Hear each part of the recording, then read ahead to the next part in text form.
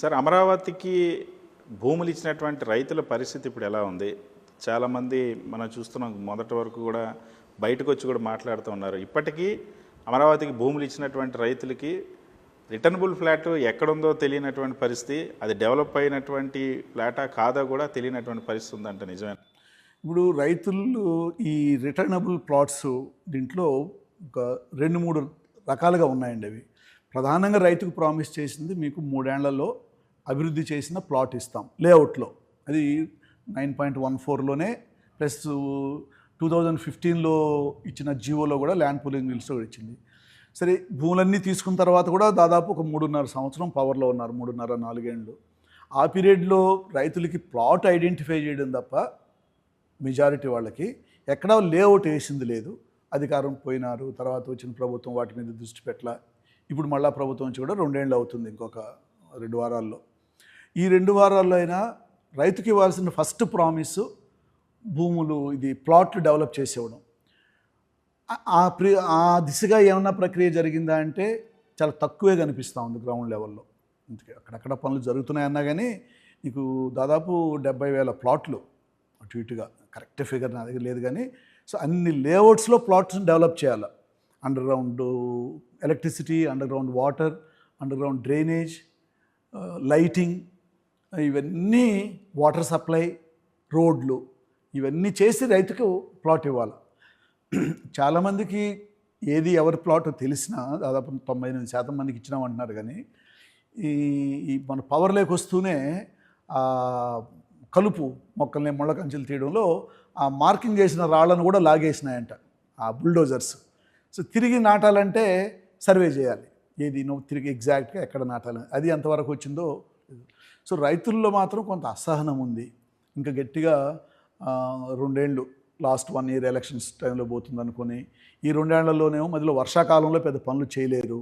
So ఈ 2 seasons next మిగిలిన దాంట్లో 2028 జూన్ జూలై నాటికి, వర్షాకాలం స్టార్ట్ అయిన నాటికి 99% ప్లాట్ డెవలప్ చేసి ఇవ్వకపోతే రైతుల పరిస్థితి ఏంటి అనేది ఒక పెద్ద అసందిగ్ధత రైతుల్లో ఉంది, ఆందోళన ఉంది. కొంతమందికి, చాలామందికి, కొంతమంది కాదు, మాకు వచ్చిన ప్లాట్లు ఎక్కడో లో లయింగ్ ఏరియాలోనూ, వంకల్లోనూ, వాగుల్లోనూ ఉన్నాయి, మంచి చోట్ల ఇవ్వండి, భూమి అయితే మా చేతుల్లోంచి పోయా, ఆ ప్లాట్ కూడా ఇట్లాంటి చోట్ల వస్తే పరిస్థితి అంటే వాళ్ళకి ఇప్పటికీ సమాధానం లేదు.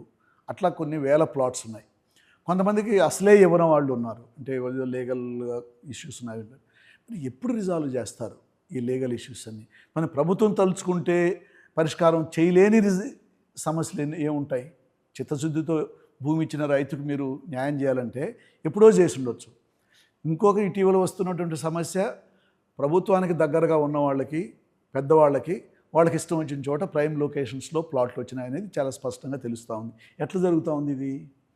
మరి చిన్న రైతుకేమో ఎక్కడొస్తే అక్కడ తీసుకోవాలి, బలం ఉన్న వాళ్ళకి, ప్రభుత్వానికి దగ్గరగా, రూలింగ్ పార్టీకి దగ్గరగా ఉన్న వాళ్ళకి వాళ్ళు కోరుకున్న చోట్ల వస్తాయి. స్వయంగా ముఖ్యమంత్రి చంద్రబాబు గారికి ఒక మంచి ప్లేస్ వచ్చింది, ఆ పక్కనే మంత్రి నారాయణ గారికి వచ్చింది, రాధాకృష్ణ కుటుంబానికి వచ్చింది. ఎట్లా ఇవి వచ్చే రోజుల్లో మీరు ఏమి సందేశం ఇస్తున్నారు రైతులకి?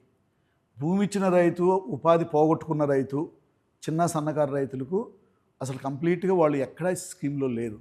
ఇంతకు ముందు అన్నట్టు 84% 3 ఎకరాల లోపు వాళ్ళు, 71% 2 ఎకరాల లోపు వాళ్ళు, ఆర్థికంగా, మానసికంగా చితికిపోయిన వాళ్ళు. వాళ్ళకు ఒక వాయిస్ లేదు. చాలామంది పర్సనల్గా మాట్లాడితే మోసపోయినాం, ఇప్పుడు ఏమీ చేయలేని పరిస్థితిలో ఉన్నాం. ఈ గవర్నమెంట్తో చర్చలు జరిపే వాళ్ళ, పెద్ద వాళ్ళ రైతులు ఈ స్కీమ్లో కూడా వీళ్ళు ఎక్కడా కనపడరు, ఏమైనా పెద్ద రైతులు. ఇది వచ్చే రోజుల్లో చాలా తీవ్రమైనటువంటి ఇంటర్నల్ ఆందోళనలకు ఇది కారణం అవుతుంది. ప్లస్ ముఖ్యమంత్రి 5 ఎకరాల్లో ఇల్లు కట్టడం ఏంటండి? ఇది ఇప్పుడు ఏం సందేశం ఇస్తున్నారు? ఒక పదవుల్లో, ఉన్నత పదవుల్లో ఉన్నవాళ్ళు, మీ లైఫ్ స్టైలు, మీరు పెట్టే ఖర్చు, మీరుండే ఇండ్లు కంఫర్టబుల్గా ఉండాలని అందరూ అనుకుంటారు. కానీ అసెంబ్లీకి, హైకోర్టుకు, సెక్రటేరియట్కు దగ్గరలో ముఖ్యమంత్రి ఇల్లు కట్టుకోవడం ఏంటి? దూరంగా ఉండొచ్చు మీరు, కొంచెం అందరితో పాటు రెసిడెన్షియల్ ఏరియాలో కొంచెం పెద్ద ఇల్లు కట్టుకోవచ్చు. 5 ఎకరాలంటే 25 ప్లాట్లు, అటు ఇటుగా 25,000 చదరపు గజాల అంటే 25 ప్లాట్లు అంటే 25 ఎకరాల భూమి ఇచ్చిన వాళ్ళకి 25 ప్లాట్లు వచ్చిన వాళ్ళు. వీళ్ళందరూ ఎవరు? వాళ్ళందరికీ పక్కనే ఎట్లా వచ్చి ఉంటాయి? ఆ పక్కన ఇచ్చిన వాళ్ళందరినీ మీరు ప్రభుత్వం కావాలనుకుంటే తీసుకోవచ్చు. ఎవరికి ఎంత రేటుకి ఇచ్చినారు, పక్కన మార్కెట్ రేట్ ఏంటి, ముఖ్యమంత్రి ఇంటి పక్కన ఇచ్చిన ప్లాట్లన్నీ గ్రీన్ బెల్ట్ ఎట్లా అయిపోతాయి మాస్టర్ ప్లాన్లో లేకపోయినా. సో ఇవన్నీ ఈరోజు వాళ్ళు ఓకేలే అనుకోవచ్చు, కానీ అండి కాలం గడిచే కొద్దీ ఇవన్నీ టార్గెట్ అవుతాయి. రేపు తిరుగుబాటు వచ్చిందంటే చిన్నవాళ్ళలో కడుపు మంటతోనో, లేకపోతే అంతా పోగొట్టుకున్నా మనకేమీ దక్కలేదు, బాగున్న వాళ్ళే అందరూ మేలు పడినారు ఈ ప్రాజెక్ట్ అనుకొని ఒక ఇష్యూ వచ్చిన రోజు, కడుపు గాలిన రోజు అంతా పోగొట్టుకున్న వాళ్ళకి ఇవి టార్గెట్ అవుతాయి. ఇది అమరావతి అనేది చివరికి ఏమవుతుందంటే చాలా హైలీ అన్ఈక్వల్. బాగున్న వాళ్ళకి అన్నీ ఉన్నాయి, పోగొట్టుకున్న వాళ్ళకి ఏమీ లేదనేటువంటి పరిస్థితి అమరావతిలో ఏర్పడుతుంది. ఇప్పుడు ఆ సంకేతాలు కనిపిస్తున్నాయి.